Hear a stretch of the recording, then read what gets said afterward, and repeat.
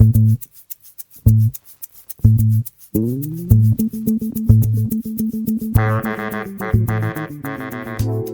start this. Well, hello. Welcome to the Career Pathways podcast. Today we have a special guest, Garrard Conley, a Lion alum, accomplished author.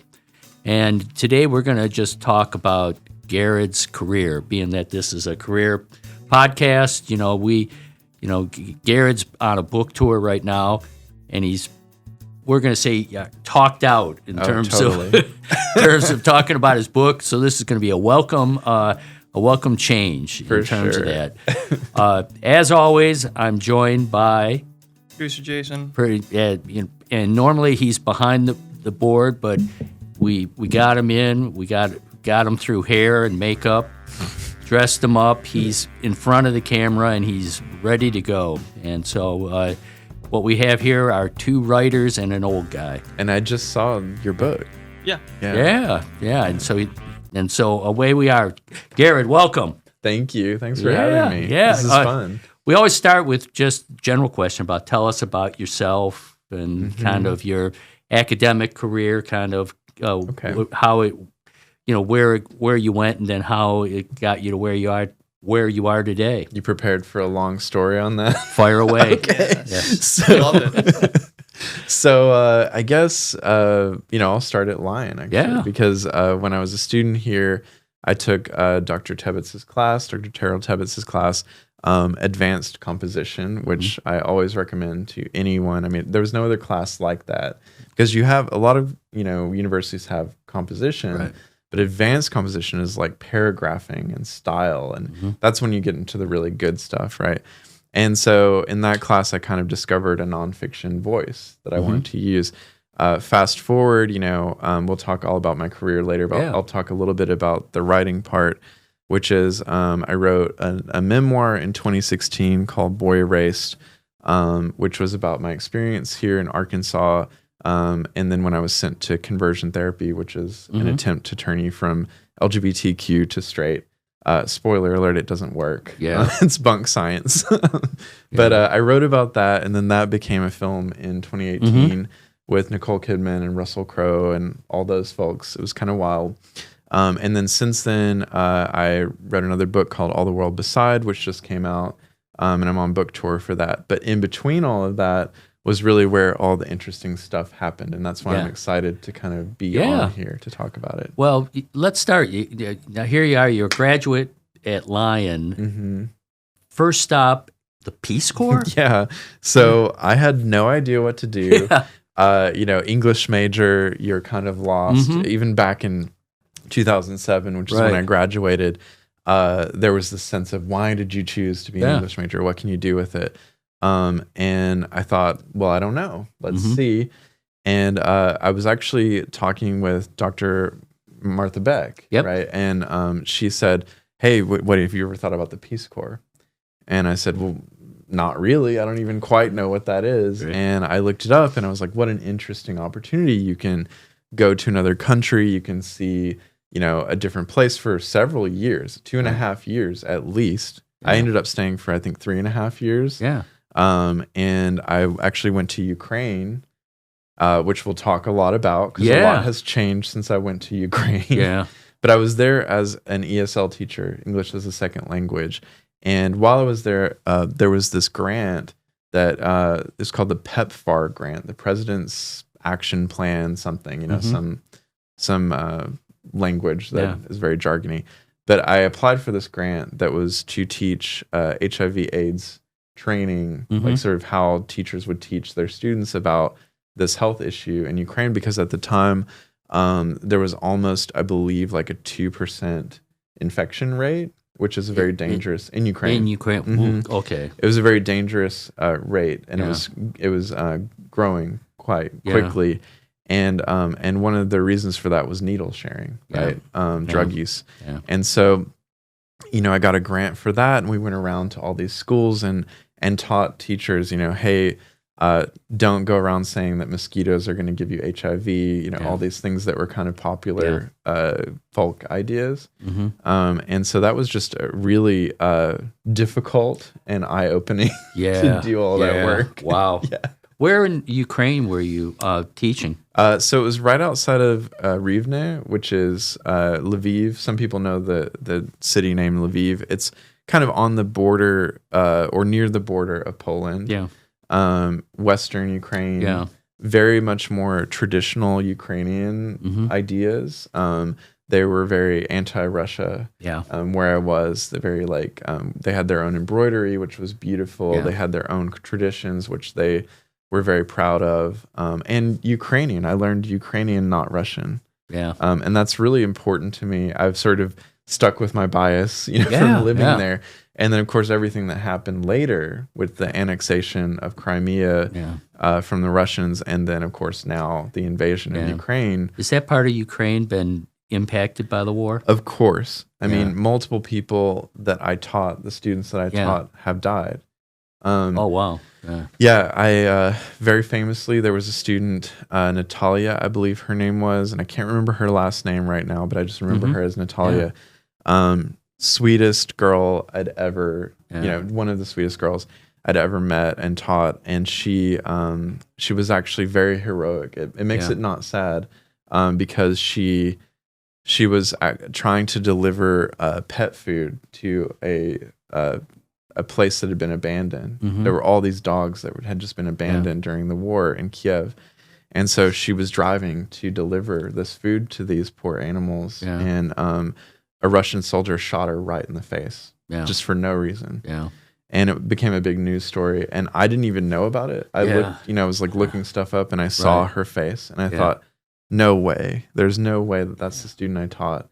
And to see these students go from this sort of peaceful, beautiful, really idyllic countryside. I mean, of course, I was idealizing it because I was a Westerner, sort of like looking at this place.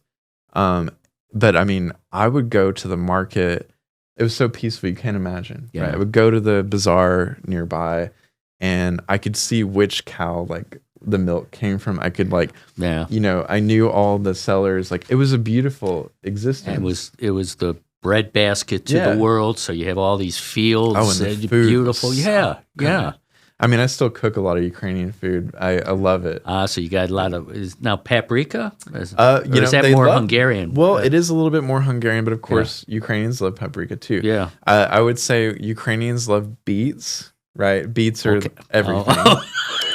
I'll take your word for that. If you cook them right, okay, I swear to you, borscht is amazing. Okay, but there's a very wide variety of food that they like, and their meat is usually fresh. Yeah. The food that I had was unlike any other food I've ever had anywhere else, and I miss it every day. Yeah. I'm like, why can't I just pay $5 for a huge meal? That's all organic and all it was good. What that's now with from Ukraine, you decided, okay, I'm gonna stay in Eastern Europe for a while longer. There was actually a gap between. It's understandable that it's confusing because I did a lot of different things. So when I went back from Ukraine, which I did extend my stay because I like to say I was a very successful volunteer, which is true, and I didn't want to leave. And when I came back, I had sort of reverse culture shock. I was like, why is everybody so, wasteful? Like, why? Because Ukrainians were so resourceful, right? One of those things is poverty made them resourceful. And so, the way that we throw away food in this country is really upsetting.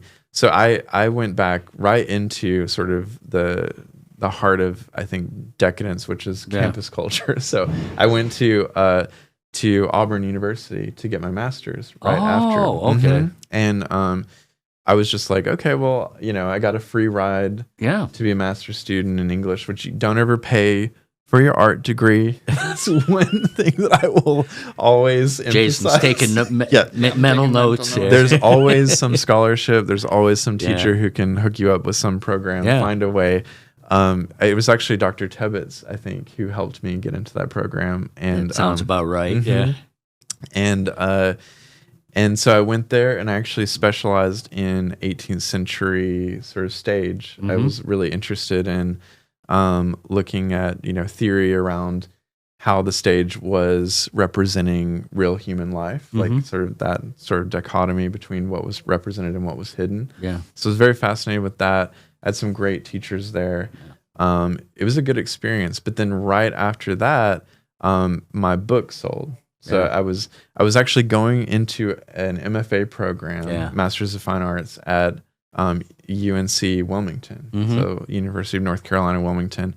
And I spent 1 year there, but while I was there, I actually got into this residency, which was in Bulgaria. See how it's starting to connect? Yeah. So the residency in Bulgaria was this amazing sort of lifetime opportunity, which I hope everyone looks at if they're watching this video. It's called the Sozopol Writers Conference, SOZOPOL. Yeah. And if you look it up, they invite 5 writers from English-speaking countries, and then they have 5 writers that are Bulgarian. And it's really this amazing experience where you all go to the Black Sea, beautiful beaches and everything, and you do workshops there, but you also have your work translated into Bulgarian, and you work with a translator to do that. Right. And then, their work gets translated into English. And so there's this beautiful sort of learning about the culture and the language and everything that happens there. And while I was there, I met the writer Garth Greenwell, who is a pretty famous writer in the U.S. now. And at the time, he hadn't had any books out, but I knew he was really good. And he said, "Hey, do you want to just come to Bulgaria and teach for a few years?" Like, because he could see that I was, I had to write my book. I'd just sold Boy Erased on proposal, which in the nonfiction world of writing, you sell your book on proposal, right? And then you have a couple of years to write it, and the book ends up being very different from the proposal. Yeah. But I knew I needed a few years and space and time to do it. So I said, okay, So you left the country and wrote it all. I did. Wow, right. And I wrote it in Bulgaria I ended up teaching at the American College of Sofia, which is a very old institution in Bulgaria, begun as a religious institution and later sort of secularized. But all of my students were Bulgarian. It was a fantastic experience, but it was really hard. I mean, I would wake up at about, I'm not joking, 5 a.m., and I would write until 7, take a shower, transition to being a full-time high school teacher. 10th and 12th grade for all day. And then, of course, there's extracurriculars after that. Yeah.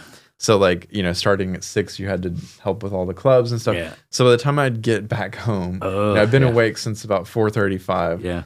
It's like glass of wine, fall into my bed and sleep. Yeah. And so I did that for, about, I think, 3 years. Yeah. And that was how I produced that book. Yeah. It's just discipline and obsessive sort of timing of myself. Wow. Is that your creative window these days, that early morning? I'm trying to get back to it. Okay. Honestly, if you get out of the habit for a while, you're like, oh no, I'm not waking up at 5 a.m. again, because it made you cranky. That's the thing. Yeah. When I would teach you're starting the day in a real positive well, I wanted to devote my best hours to my energy to my writing. Yeah. And then, hopefully still be a good enough teacher to satisfy the requirements of the job. But my students would sometimes say, like, Mr. Conley, you're in one of those moods again. And I'd be like, I'm sorry, I didn't get enough sleep. Right. Yeah. You create, like, for writing your first book, what kind of process did you go through? Like, is it like, okay, I have 2 hours, I'll put as much as I can, on paper, or is it that every day I'm going to do 500 words, or how, what kind of process did you go through? I didn't do word count because I was too afraid of looking at word count. I just Jason's giving me a disapproval. I don't do right. Word count. You feel the pressure with word count. If you give yourself a goal like that, and it kind of sounds backwards, but if you give yourself a goal, it feels worse when you don't achieve that goal. I know. And usually 9 times out of 10 you don't achieve that goal, which is the problem. Right. So what you try to do is, if you do hour blocks, is great, because then you look and it's like, oh, it's 6:50. I'm ready to be done. And the key for me was not, I turned off my internet. Yeah. I didn't look at my phone. Yeah. And what you do is you force your brain to go into a deeper time sense, right? Because if you're constantly being reminded of the present and you're constantly checking who's, doing what, your brain's going to be that sort of hamster wheel brain. But and I found it was almost like meditation. Yeah. It's like you spend a few hours in the early morning when no one's awake. It's quiet. It's dark. Yeah. And you feel like you're in communication with something deeper than your everyday life. And the rest of the day is kind of a bore because I love hanging out with people. I love like meeting people and stuff like that. I loved teaching. Yeah. I still do. But it was kind of like, oh, well, all of this is much less, contemplative than the early morning when I felt my soul was like alive. How long did it take from start to finish to write your first book? I think the first draft took about a year and a half. Wow. But the thing with this book that was strange was that it didn't really require a lot of editing. Yeah. I can't say that for my second book, which is like 7 more drafts. But but the first one, I think because I'd waited about 10 years to write any of it, and writing can also take place in your mind, right? Writing is not just pen and paper or computer keyboard. It's time, and insight and learning. And so I found that leaving the country to write was actually one of the smartest things to do for me. And I often encourage my students to pursue that if they can handle it, because it is hard. The first year or so is like adjusting to another culture, another language. It's really stressful sometimes. But that really charged me up. It made me excited. And I think both Ukraine was a more intense experience because Bulgaria, at least in Sofia, was very kind of anglicized, right? People knew English. Right. It was cosmopolitan. Open to foreigners. But Ukraine, even Kiev, was very foreign to me. And I loved that. It was challenging. But you were approaching that challenge with a lot of people, right? So at the time that I was in Peace Corps, there were like 300 volunteers in Ukraine all over. So we would get together at, periodically, like every 6 months. Yeah. And you talk about like, oh, guess what I just did?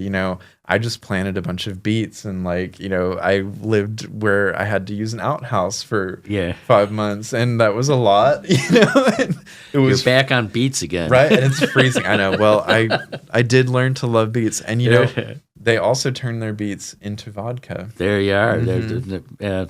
Homemade vodka. Oh, my. Which is dangerous. One thing in Bulgaria and Ukraine, church. Now, I always think of it as more like an Orthodox. Eastern church. Orthodox. Yeah. Yeah, so they're mostly, where I was, they were mostly Eastern Orthodox. There was some Greek Orthodox as well.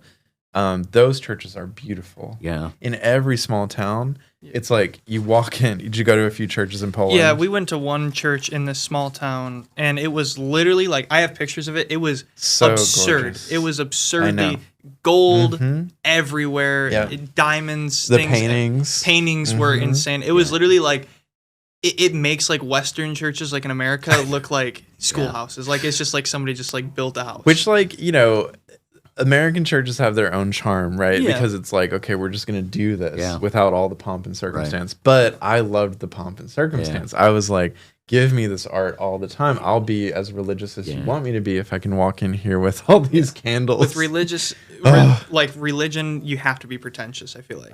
You have to prompt it up. Well, I mean, I do. My thought about it is that why not make an environment where it's easier to contemplate a higher power, and that art is part of that. Art is a conduit for that. Yeah. So to pretend like you don't need art in your church, it's a whole other conversation. But I remember going to some of those churches in the middle of nowhere, beautiful, just like gorgeous. That's what everyone spent their money on. And they were also really old.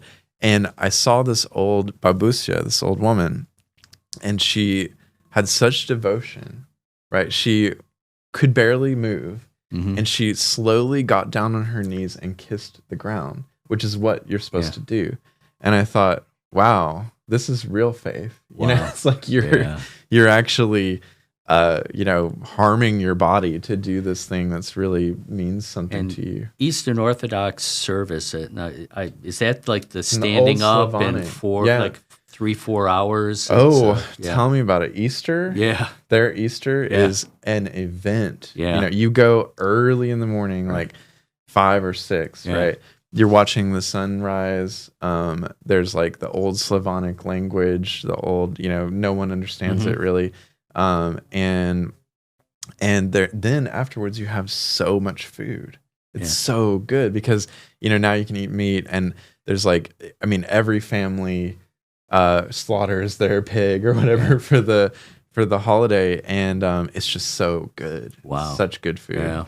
Yeah. And I loved that. I mean, as someone who came from a very religious background and kind of sought to escape it, ironically, because I was sort of entering this faith through a different door, kind of looking at it differently, it brought me back to a sense of awe. Yeah. Like, oh, wow, humans really do a lot, in the name of something higher than themselves. Yeah, all the different countries I've gone to, and experiencing the Catholic Mass in all these different languages, but it's both the positive and negative, that it's like the Mass is the Mass is the Mass. Yeah. And so I'm basically following along. I don't know the words. Yeah, me either. But I know all the cadence and the ritual, and you can feel it. Yeah. And it's but you really there's something that's where you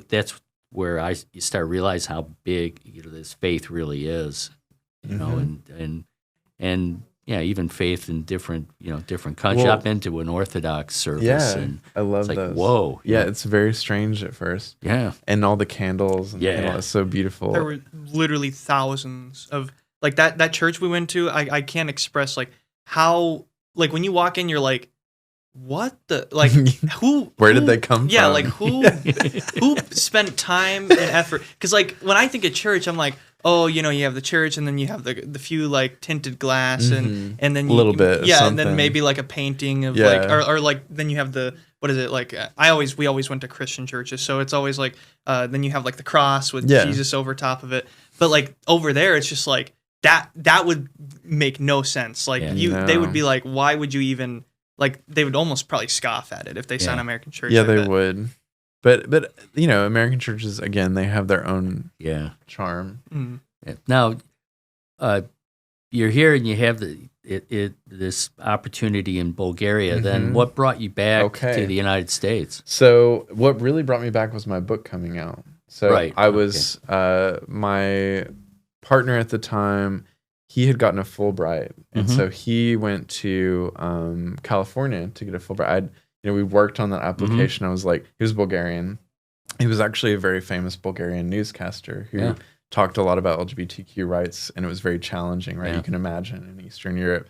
So he wanted to get this sort of American experience. So he got a Fulbright, and I came back, to come visit him and also to go do my book tour. And we broke up quickly after that because it happens. Yeah.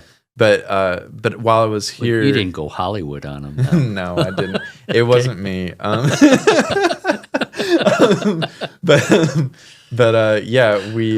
We ended up breaking up. But I was still in the U.S. And I started to just think, well, what if I could live in New York? Yeah, let's just see. Because I'm always, as you can tell, I'm an adventurer. I love just trying new things and taking risks. And so I got an apartment in Brooklyn, in Bed-Stuy. And it was, I think there were 7 roommates, maybe 6 or 7. It was terrible. Comfortable. Yeah, real comfy. But my rent was only $800 a month. But I had... With 7 roommates? I know. You have no idea. It's so hard to even get a room. Yeah. Because first of all, if you want to get a room the legitimate way, right, you have to have perfect credit in New York. You have to be, and if you're like me, who lived overseas for several, 6 years of my young adulthood, I didn't have the best credit, right? I just had normal whatever, and they're like, you have to have 750 and above, and so that was not accessible to me at that age. I was think around 30 and still kind of learning everything. And so you had to sort of interview for a room. Hello. Yeah. So you had like 5 or 6 people like trying to decide whether or not they want to live with you. And it's so competitive. Like they have multiple, it's ridiculous. Competitive for an attic room with like a non-standard window. I can see like a whole tiny side business coaching roommate interviews. Oh, yeah. And I had to sort of pour myself out a little bit. I had to be like, you know, well, I'm, you know, I wrote a book and like it's going to come out. You know, it was very humiliating to have to do that. But so you're talking about I got a book coming out, and then they're wanting to know, do you leave dirty dishes in the sink? Yeah. But they also, in New York, of course, they also want you to be like an up and coming artist. Yeah, yeah. It's like because they're all in it. You know, they're all working their waitressing jobs and trying to make it as an artist. And so you're like, yeah, I'm cool. I'm one of you. And so that's what I did for a little while. That was hard. Yeah. There were many times when I was like walking down the street in New York, sort of crying, like I'm not going to make my rent. And on one hand, I would be like interviewed for some fancy thing, and then the next second I'm like sobbing because I can't make rent. Yeah. It's a weird feeling, and it's really hard to be an artist in the U.S. I think. Yeah. When did the musical Rent come out? It sounds so that was familiar. Much earlier, but it sounds so familiar. I was very like, oh yeah, minus all the HIV. But just how are we going to pay next month's rent? Oh yeah, I felt that. Yeah. I felt it a lot, and it's funny that I felt that in not too long ago. Yeah. But New York, it just keeps rising. It gets worse for artists. Wow. Every year. You landed a job? Well, I did. I got a job in Boston, and that job was at a place called Grub Street, which is a nonprofit that teaches a lot of creative writing classes in the community in Boston, and it's pretty big. It's a big organization there. You ask anyone in Boston, they know what it is. And so I actually got hired for their memoir incubator program, which means sounds complex, right? Yeah. It's like an 8 to 10 month, I think, class where we brought in about 10 students. I got to select them, which was wonderful. We brought in about 10 students, and they had to already have drafts of their memoirs. And the idea was that you workshopped their memoirs multiple times, and then you really prepared them to submit those memoirs to agents and editors and things like that. And so I think 3 or 4 of my students have been published now in like the New York Times, Washington Post, all those good ones. But they also have, I think one of my students, she has a book out now. All right. So, it's not a bad track record for 10 students. Yeah. Now, memoir, that being that, I got 2 English majors and a business guy here. Is that the same as like a biography, or it gets placed in the biography section? Yeah. I don't know. Do you have a definition of memoir? Yeah, Jason. What is there? Not to put you on the spot. The definition that I would give is basically like a retelling of a life event. Specifically, memoirs, from what I understand, are usually not like a biography. Is usually written when you're close to death, or like you're an pretty much like an autobiography. Why when you say close to death, you're looking at me? Well, I mean, all there of could us be a can good. be close to death. I mean, you never know what can happen. But basically, when there's been enough time for like a successful person to the point where it's like, all right, this person's been here for in the industry for 40 years. Right. I'm gonna write an autobiography about how I got to the. And then Britney there's some people. Spears autobiography. She's not old, but she's been through a lot. But she's been through a lot, right? Yeah. But usually a memoir is kind of just like a retelling of a very specific you got it. time. Yeah. That's what I would teach in my memoir class. That's kind of the first thing I teach, which is, we're not trying to cover every part of your life. We're trying to cover maybe one of the most pivotal moments. Yeah. Most often, right? It's an extraordinary event. You don't write a memoir usually unless something has happened that could be of interest to the general public, right? Conversion therapy being one of them. Yeah. Because, and I didn't know that. That's the funny thing is when I started to write a memoir, I thought, this is silly because everyone knows what this is because I grew up around here, right? And now, when I went to some of my classes and spoke about my experiences, they said, well, what in the world is conversion therapy? What, I don't know what it's like to be a missionary Baptist. I don't know what it's like to grow up in your father's house. And of course, that's one of the very, I would say, negative effects of this sort of polarized world that we live in, where the coasts have no idea what it's like to live in Arkansas, right? Mm-hmm. But anyone from Arkansas would be like, oh yeah, Garrett's story is very familiar to us, right? I know a guy that did that, 2 years ago. And so it's almost like it has to be translated for a wider audience, and it has to be something that feels extraordinary to them. Yeah, and teaching the memoirs, was it mostly that people they're writing personal experiences that are traumatic, or was it just or is that too narrow? It could be anything? Yeah, I didn't want it to just be trauma because obviously I wrote a memoir that had a lot of trauma in it. Right. So there's a bit of self-selectivity going on. Some of my students are showing up because they have a similar story or something like that. But I did have all sorts. I mean, I had a woman who was really interested in this plantation, which is, yikes, complex, that her family had sort of had a relationship to and inherited. And so she was dealing with sort of like her white guilt and like all around. And that was interesting. I really liked her project. And another person in my class, the one who published a book called, I think the book is called Momfluencer. So she was kind of entering that world of being a mommy influencer, like sort of like sharing her journey. But then she also was critiquing it. She was looking at things that either she'd done or other people had done that she felt was, we should talk about, right? Yeah. Why are we putting our children on the internet like this? Yeah. Why do we feel the need to enact motherhood in these certain ways? So there was a lot of interesting stuff. Yeah. Was Scarf around when you were here?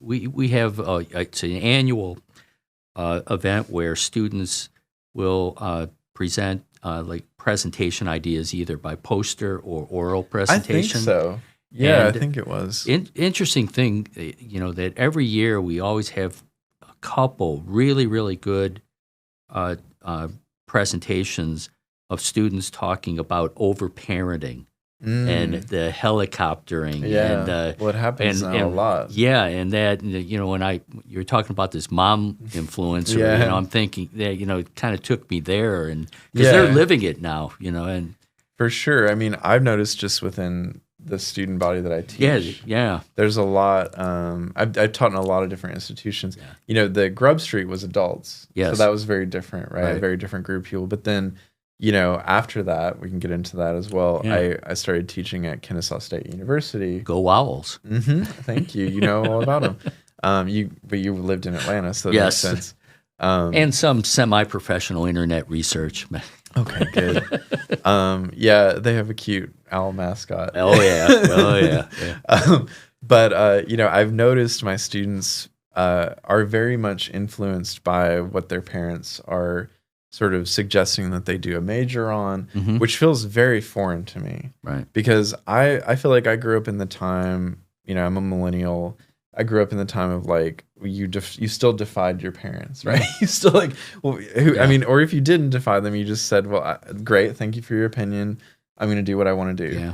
I think that after the sort of economic collapse of 2010 and everything else that's happened since, and the world's gotten a little scarier feeling after COVID. Right. I think that parents are much more concerned for their children's future. And, there was already kind of like this apocalyptic feel when I was growing up, which like, climate change is right around the corner. We're going to be dealing with this stuff.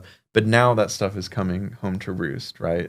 And so my theory on that is that it's kind of understandable that parents would want to step in and say, hey, you need to have a secure job like in this world that is changing very rapidly. And now AI is sort of scaring us all. And there's a lot of well intent when it comes to kind of overparenting, but grow, my experience, and I have one daughter, that what I saw a lot of is that parenting became a competitive sport. Yeah. And and what the reason you were pushing your child to take a certain major is because then you could brag to everyone else that here it is, Mallory now is she's she's I in feel like the that's how it is advanced now, but with sports in particular. Really? Tell us about it. Like sports. Well, my dad was. Well, I'm sure my dad probably is like that. I don't really know.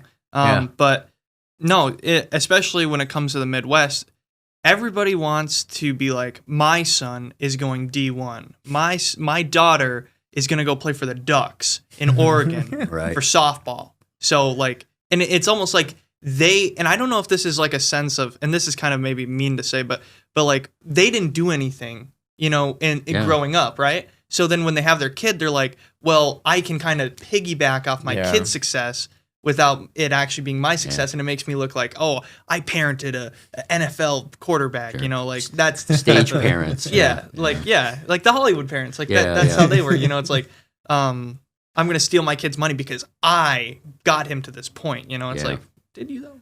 Oh, for sure. I mean, I think that's very understandable. Yeah. It's like we see reflections of ourselves, I'm sure, in our kids, but for me, it seems like the worst way to go about letting your child be a full human being. It's like, well, and I know, like, I always, wanted that, the best for my daughter. Obviously, I had a business career, and I remember exactly when she said she wanted to major in theater.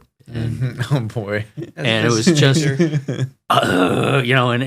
and finally, here was where, it's just, okay, that's where her heart, her passion, just apply yourself, and it'll work out. And guess what? It did. Oh, good. It really, and she's in the perfect place. She's doing what she loves. She's around people that she loves, and and it was one of those that, I think, for one of my moments of clarity that, I could see that, and let her go on her own path versus me charting it for her. Yeah. Yeah. Kind of, I want to we can kind of pivot, turn the ball over here to kind of writing a little bit. You're not going to get off the hook here. We're going to get you. No, let's dive deep. We're going to get on you about this. We got a writer here, so we got to talk about it. The one thing that I was really interested in is I like to ask a lot of the professors here. We asked Beal about this when we were on the podcast, but with like this decline in English majors and especially interest in writing in the 21st century. Do you, like we just talked about, like AI and kind of this push for like, I want a career successful instantly, stuff like that. Do you think that that's kind of the major thing that has kind of pivoted people away from going into writing, or do you think there's other factors in your opinion? I mean, I wouldn't ever claim to be an expert, but I do think that for a while there, when I was growing up, it was like, don't be an English major. And then there was this push sort of to say, well, look at all these different types of jobs you can actually do as an English major. And I do believe that. I believe that communication is still the currency that gets you power and influence and money in a lot of situations, right? So like all of our politicians are taught a certain way, right? They're taught to communicate a certain way, even if they fail at it quite frequently. And all of the people in higher institutions, right, they tend to be really good at communication. That seems to be a big thing. So I don't think that's ever going to go away, at least in our lifetimes.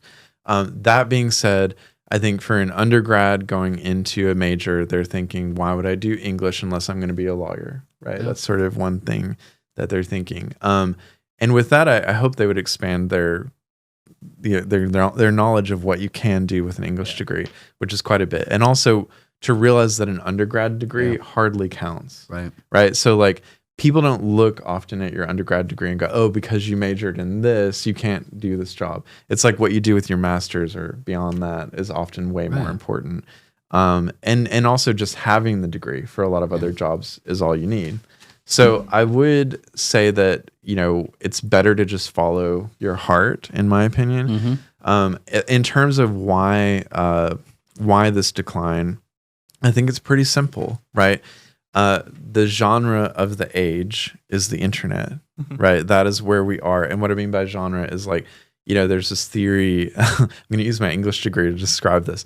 So there's this theory by Mikhail Bakhtin. I don't know if you ever read Bakhtin, but you might have to in a critical theory class. He says that the dominant genre of the age is sort of what everything else propels towards. So what that means is, when the novel was the dominant genre, when everyone was reading novels, everything became novel-like, right? When the theater was what we went to, the novels were theater-like, right?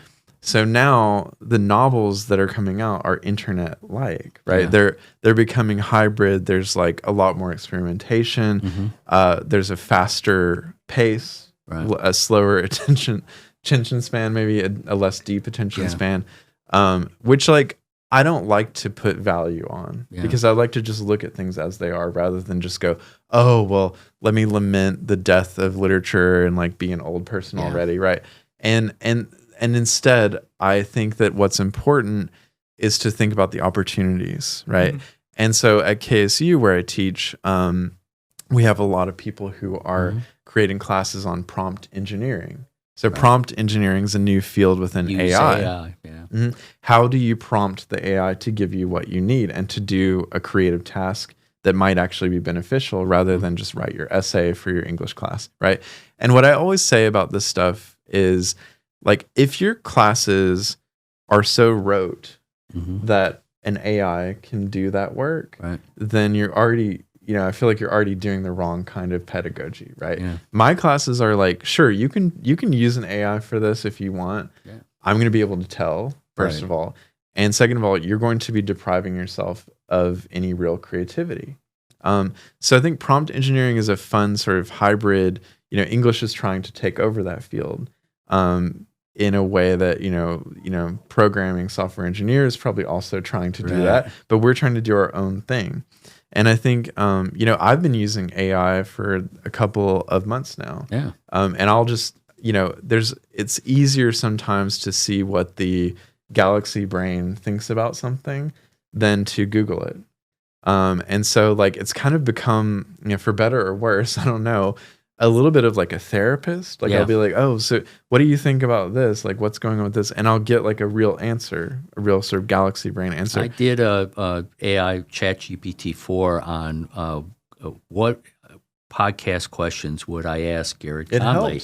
It helps, right? And what it came out was all the expected, and that's when I decided I don't want to subject you to that. Let's go and ditch it and do something interesting. But see, a good prompt engineer, trained, could say, okay, well, I don't want anything that does blah blah blah, and I want to focus on this, and here's where I'm coming from. And the AI would figure out a way to, if it's good, figure out a way to address that. And it builds. It kind of builds. Like I'm kind of quietly building my own large language learning model from all the prompts that I've been using, because I do it all through my marketing curriculum. So now it knows that, okay, I'm teaching this class and I'm trying to explain this, and it's been fantastic because I get to I start with just the principles, then I ask for examples, and then I can just kind of build from there.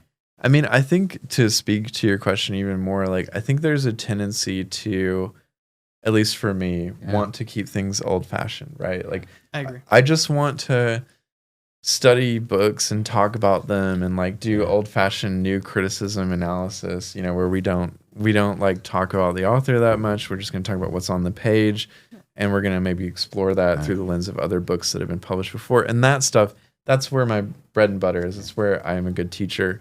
So all of this stuff does feel a bit scary sometimes, like the changes. But I think as a major, right, you've got to start thinking, how do I speak to the students in a different way?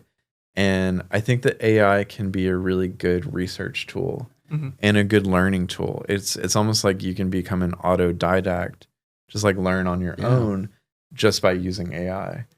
I only use ChatGPT. Literally, I'm not even kidding. The only time I use ChatGPT is I use it for book recommendations. I literally just... It's super helpful. And all I do is I just say, all right, look, I just read Kotaro Isaka's 3 Assassins. I want stuff that is a very similar action-adventure thriller genre, somebody who writes very similar to him. Isn't that fun? And it gives you. I did that with Els too because I really like psychological horror. I wanted more authors who do psychological horror, and it's really good at it. I think it can work. I mean, but I will say, just to combat some of this, is KSU. Our English department is like 95 people. Whoa, it's huge. And one of the reasons for that is that everyone has to take composition, right? And composition is one of the most important classes that any undergrad can take. Right. They have to know how to communicate. Yeah. They have to know how to group ideas together.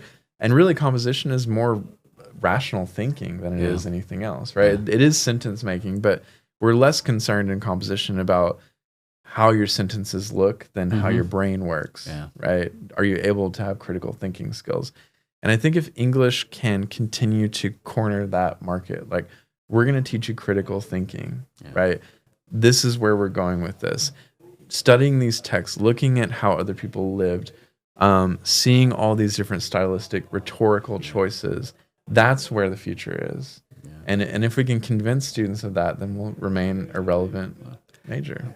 Speaking of the future, what do you have any other concepts or projects that kind of you have in mind for like your next book or anything else that you want to do? Yeah, I think, I'm toying. I feel like what happened is I published a book and I wasn't prepared for it. It's like, you should really be working on another book, like, really intensely before your book comes out, because otherwise all of that gets in your head where you're like, who's reading it? Did it make this list? Did I, what's the review on this day? And it gets in your head, and that's not where an artist should live, right? I mean, the artist should live in the heart, right? And you should be engaged and excited in the project. But I will say, I wrote about 150 pages of a book. It's about televangelists. Surprise. Hello. And I'm really fascinated by the televangelist movement, especially in the 90s. Yeah. Because that's when they, all the satellite broadcasts were all over the world. There was in Africa, people were watching these, like, white people do these things. Yeah. And that is fascinating to me, mainly because it gives me a stage to look at, ambition and the rise of fame and all those things that I'm obsessed with, but also, like, leadership, right? Yeah. Like, this last book is about leadership. I have a minister in this town, and we follow him quite a lot. Yeah. And then, so in this new project, we look at all of these figures that are sort of Tammy Faye-like, and there's a Tammy. It's a musical coming in October. I really want to see it. Oh, yeah. Yeah, and I watched that movie with Jessica Chastain, I think last year, about The Eyes of Tammy Faye, which was really good. But really who I'm most obsessed with is this woman named Jan Crouch. Do you know her? No. So she died a couple of years ago, but she was the one, I call her the pink-haired lady. Oh, right. Yeah. She had, like, huge pink hair. She out Tammy Faye. Yeah. She had, like, the most makeup a human can put on their face. Yeah. And she was just so, like, over the top. But there was a scandal that happened under her watch. So it seems like peanut butter and chocolate. I know. It goes hand in hand. Well, when you get that much power, and her niece had, I think, been sort of abused by someone at the Trinity Broadcast Network, which is the big church network, televangelist network, and she covered it up. Yeah. And so I was really interested in sort of, like, can I make a character who is sympathetic, who does something that terrible? Yeah. And I don't know. I guess we'll see. I like her a lot. Who's that guy? I see these clips of him. It's like an old guy. Yeah, I think he's a televangelist thing or whatever. There's so many of them. But they confronted him about using his jet or whatever, because he was like he bought like a jet or something like that. And she brought up a question, and it just like got him so mad. He goes, "No, I do not, and don't you ever say that I did." And he like completely flipped on her, and then all of a sudden just goes back to like the like the smile, and it's like it's probably on TikTok now. I saw it on like a newscast. It sounds pretty years ago. It's like, it was like that was like 2014, that was like the stuff that you could build a psychological horror. Yeah. I know. Yeah, that guy's like a side you could do. Maybe that's your next horror project. Well, I love psychological horror, but I like modern day psychological horror. Nobody writes about it, especially COVID. Nobody writes about COVID, and I think that then nobody wants to. I guess. Well, that's the problem, and it's such a massive. What would be an interesting way to look at COVID through that lens? Through a psychological horror lens? Yeah. My book. Yeah, you did it. My book does that. Make a plug. Okay. So basically, she's a bisexual lesbian. All right, more so lesbian. She really is psychologically messed up in the head. Like I'm talking like she is like the equivalent of like make a joke, but oh my gosh, no. She is very much like she hates everything kind of deal. But then like COVID comes around. She's a music artist, right? And so the only thing she really cares about is music. She doesn't even care about her fans. She just cares about making music kind of. Right. And what ends up happening is she has these murderistic tendencies. She slowly is depriving herself of everything. And then all of a sudden, she gets this big success and fame that comes to her during the middle of COVID when everything's locked down. And it's like, now I have money, now I have wealth, and I'm in the middle of the lockdown, and like, what does that do to me? And then she gets her manager. She ends up falling in love with her manager. And although she thinks that it's mutual, it turns out that it's actually a one-sided relationship. Oh, so you have like an unreliable narrator. Yeah, it's an unreliable narrator. And she slowly, after she finds out that her manager doesn't she's like, whoa, I'm not like that, even though they did a bunch of like really intense stuff together. And like, she thought that it was like, wow, this is a new life. She like kind of almost turns a leaf. And then all of a sudden, just like that, she's back to her old self, and she just goes on a murder spree of everybody associated with her life. Patrick Bateman or something like that. Yeah. Actually, I did read it. I really liked Elz's work. So she's more based. I would say less off of Patrick Bateman and more off of his brother, because his brother. Bruce Bateman. No, it's not Bruce Bateman. His brother is, because Bateman's a very odd character. Patrick is, where he's hard like to identify with him. Yeah. Patrick is like a character where like he has everything set, right? And his life, even though he's mentally messed up, his life is set. Right. But his brother is kind of the more adventurous, artsy, secretly gay, stuff like that. And that's I love Rules of Attraction. That's his main. His brother's the main character in Rules of Attraction. Wow. And that's People what I based it still off reading Easton Ellis. That's exciting. I love Easton Ellis. What else did you write? Less Than Zero. Less Than Zero. I actually have. I didn't have it on me, but that's my next book. That was a very formative book for me. Yeah. It's very dark. Yeah. Well, also it's funny because like his work is so satirical that it's insane. And then like I love all these people. There's a lot of people that get mad about like American Psycho, and it's like those people that get mad, you're missing the complete point of it. They are, but also art's supposed to provoke. Yes, exactly. And are you making social commentary through that? Yeah, definitely. There's a lot of stuff about because at the time Trump is president, so there's a lot on the presidency and fan mail. Hello. We're showing your bias. I have no biase. I'm completely apolitical. Oh, we're really biased on this show. I feel like I'm completely apolitical. No one will know. Not. But there's a lot of social commentary. But no, I feel like the problem with COVID is it was such a massive thing. Right. And nobody wants to talk about it. Everybody just wants to sweep it under the rug. Yeah, we're done. And I feel like that's not the right way to approach it. But that's a good source of psychological horror, because what we sweep under the rug one day comes up to murder us. You know? It's suppressed, and then it comes out in some interesting way. I know something about that. Suppression, repression. There you go. Well, will we ever see COVID the musical? That's God. Dead Fashion with those musical, little, like virus people. Yeah, who knows? Wait, what's the name of your book? So Dead Fashion. Dead Fashion. That's a good. Where can you find Dead Fashion? So actually, funny enough, you can find Dead Fashion on 99.9. No, I'm kidding. You can find Dead Fashion on pretty much every major book retailer.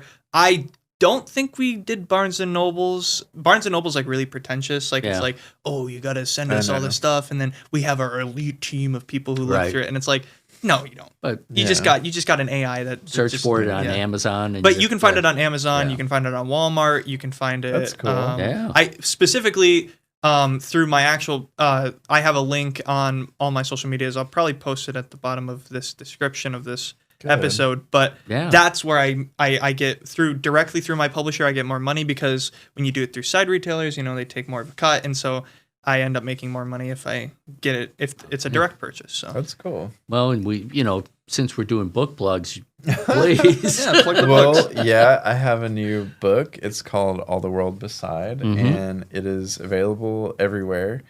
I think like Barnes and Noble stocks like one copy at every single one of them. So every time I'm gone, I'm like, it's there, but there's like one copy. Yeah. But you can get it anywhere. Probably better not to get it on Amazon right now because they take so much. Yeah. They do. Yeah. But yeah, it's that one's follows a minister who falls in love with another man in his town in Puritan New England. So not the best of circumstances starting out. But it's really more interested in kind of the way that communities and ways of thinking can shape individuals. It's very. I grew up, reading all the classics, so I love like Thomas Hardy. Right. Where there's a social concern, right? He's a very great writer. He's a fantastic, one of the best writers ever. But he's always concerned with social issues, and so I think that's sort of where my heart lies. And where the book lies. So, yeah. Well, good deal. Well, Jayson, anything else at this point? Okay, I actually do have one big question, and I saw it waiting. I wasn't gonna ask it, but because I feel like we have kind of this idea going now. So in the United States, there's been this big problem with book banning. Oh no! Right? Yeah. Yes, I'm bringing up the hot button topic. There you go. So like. With book bannings and stuff like that, we see like Texas, Florida, a lot of these states banning books. I want to know, like, how do we kind of flip this narrative and have them stop pushing this kind of phobia-based agenda of banning, especially like LGBTQ plus, books specifically in like Texas. Well, I'll be, diplomatic here and truthful because I think the truth is often requires diplomacy, right? So for me, sure, All the World Beside, my new novel, doesn't necessarily belong in like an elementary school library, right? I'm fine with it not being there because I think you should curate to your audience. It's an adult book. With Boy Erased, it was actually labeled by, I think, the American Library Association as good for young adults, right? Because there's nothing in it. It's like family. It's a struggle, right? But it's not racy or salacious or anything. There's nothing in it. Personal story. Yeah, it's a hopeful story. Yeah. It's a story about surviving. And I think a lot of teens who deal with what I went through should read it, right? So I took it very personally when my book just got rounded up with a lot of other books on some of these lists, which, some of these lists are like 700 books long, right? I kind of search for my name in some of these, and it'll be like number 472, and you're like, okay, well, a lot of people have joined me on this book ban. And that one was specifically in Texas, I believe. Right. But I took offense on a personal level to, no one read that book. I mean, because first of all, if they did read, they wouldn't be banning books because people that ban books don't read. That's 100% true. I mean, I don't think that's a political statement. Like when we decide to remove books that are perfectly reasonable from the reach of people who need them, right? And some of this was happening in public libraries, right? This is for adults, right? And in Arkansas, I heard of very many places that had done this with my book, and it would often happen quietly. And it's like this book actually has saved a lot of people's lives. I've gotten those emails. I have, we have banned conversion therapy in multiple states, and I don't care what your political affiliation is. Torturing children should not be a platform goal. It should not be something that, it's controversial. And even if you feel like LGBTQ people need to be cured or whatever idea that you have, I'll even concede that you might feel that way, right? But going about it through conversion therapy is not the way to do it. That leads to suicidal ideation. It's been proven that it's not effective. it's mostly harmful, right? So to me, I was like, I didn't write, the book Genderqueer or whatever else that they're mad about. Yeah. Right. I wrote a book that was actually pretty weirdly conservative, considering my own politics, right? And it's just about family and love. And I do believe those things. I think as an artist, not as a person necessarily, but as an artist, my subject will always be love that goes beyond our very narrow definitions of each other, right? Beyond Democrat, Republican, beyond talking about Trump or not talking about Trump or Obama or whatever. Like, we're so much bigger than that. Like, there's so much more that we have to offer as humans. And so to be packaged in this way and to say like, oh, your book is going to harm kids and you're a groomer, that language that came out of Florida. And you're just wanting to like molest children and stuff. I mean, that kind of stereotyping is incredibly harmful and incredibly untrue, right? A child molester is a child molester, right? Their sexuality is something different. It's like not mine, right? And I don't think it falls along the same lines as consenting adults who are trying to live a peaceful life together. So it's that cultural movement, and now at least I just read in the news about in Florida of all places that that there's been a pushback finally because these people that what they do is they get on school boards and then they use their influence to make all these changes, and it turns out they have no children and they've never read the material, and so kind of talking like a lawyer, what standing do you have? None. It's just that they have a point of view that they're going to ram down everyone's throat. Which what's ironic is that a lot of these people that are leading the book bans talk about how they're so tired of identity politics, right? Which, like, I am too. I'm incredibly tired of identity politics, and I'm especially tired of their identity politics, which are like, you LGBTQ person, you trans person, whatever they want to target, they're so obsessed with, right? Like, I have many trans friends who just live boring lives, right? They're just like everybody else. We're living our life. It's hard to get through it. I have tons of friends like that. So it's laughable to me. If it wasn't so scary, it's laughable to me that people are so scared of these people because I'm like, they're just people. Like, people are just people, right? And I get it. I get that there's a pushback. I expected it. Honestly, the minute marriage equality happened, I was like, they're just waiting. It's just gonna happen.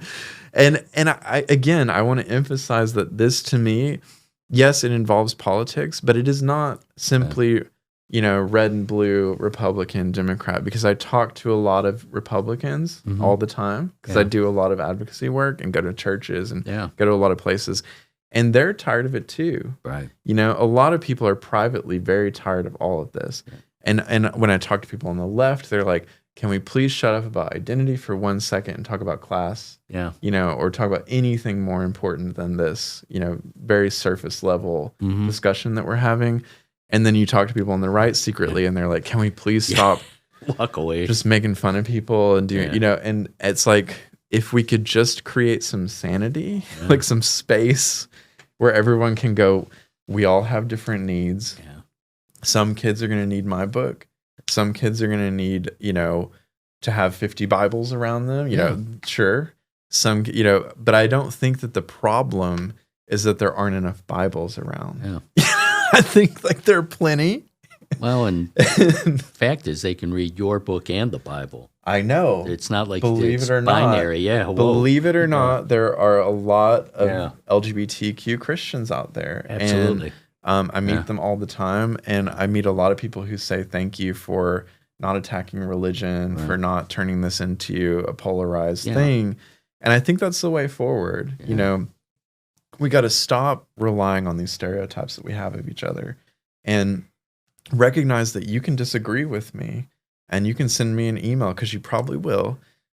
People do. And I will politely read it, may not respond, but like, you have that right to do that. And I have the right to speak out too. And that's what makes America great. That's actually what makes it a great country. We don't have to be great again. It's already a great country. Yeah. And it already is full of contradiction and disagreement. I mean, look at our founding fathers. They disagreed on everything. Yeah. They were like at each other's throats. The one thing the founding fathers could do, they could get stuff done. They could, even if it involved maybe murdering someone else. Yeah. Details. You know what? But there was a word back then that existed that I feel like it still exists today, but nobody knows how to do. It's called compromise. That's true. I get some stuff, you get some stuff. We're both not going to be as happy as we want to be, but we both get stuff done. Yeah. I really want that to be possible again. Yeah. And it will. Well, I think it's time to wrap this up. Yeah, absolutely. That's a great way to end it on. Yeah, end on a positive. But thank you all for watching the Career Pathways podcast. Thank you, Garrard. This is extra. He's going to be speaking this afternoon to our campus, and we all look forward to that. And he's an MVP here on the campus, so you got all kinds of places to go and things to do. And it's like so many memories. Because the last time I came for my last book, I just kind of went in and came out. Yeah. And now I get to see the campus again, and not much has changed, but there's a sense of vertigo because little change, like the mail room being right outside there. Absolutely. So this is Pat Lynch signing off for the Career Pathways podcast, but I cannot sign off until we hear from producer Jayson. Where can you find the Career Pathways podcast? You can find it on 99.97% of platforms. The same number of germs that are killed with Germ-X, although we kind of learned that that's semi-not true by our amazing president of the school, Melissa we had a Germ-X doesn't do that. No, we had a biology major kind of correct us on that, but nevertheless, it's still fun. But also another final plug. Your book is Dead Fashion. And where can we find that? You can find it on almost everywhere except for Barnes & Nobles because they're weird. Okay. And Garrard, your book. All the World Beside. You can find it everywhere and in Barnes & Noble, even if they are He got jerks. me. He got me. All right. Well, thank you all. And thank you once again for listening to the Career Pathways podcast. We hope you join us every week, and we will see you then. Take care. Thank you.